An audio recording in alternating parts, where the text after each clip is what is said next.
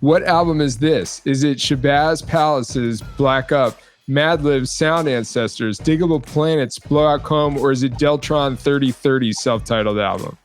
B. That's me. How could I not know that?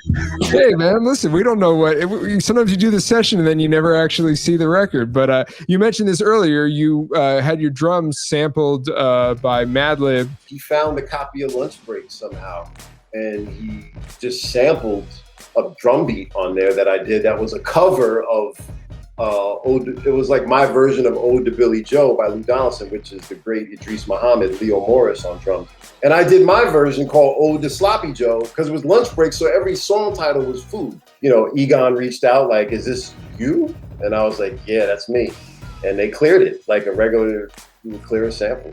Is that often the case when you do get sampled, that it is like, because that sounds pretty cut and dry and kind of like beneficial for you as the artist getting sampled. Is that usually the case, or is it sometimes like, do you ever catch like, oh wait, that sounds like a lunch breaks, like, you know? Well, I catch it all the time, but the question is, how big is the record? Like, as somebody who was a sampling producer myself, like some guy who's on Bandcamp selling 300 copies, like what am I gonna do, get a Tootsie Roll? Like, I can't even get my lawyer's retainer off of what I'm going to get. So I'm not going to sue a working class blue collar. But I mean, something like Madlib and them clearing, bigger artists, but that led to other things. And, you know, we reconvened on the phone after the clearance, and, you know, we're talking drums, we're talking jazz records.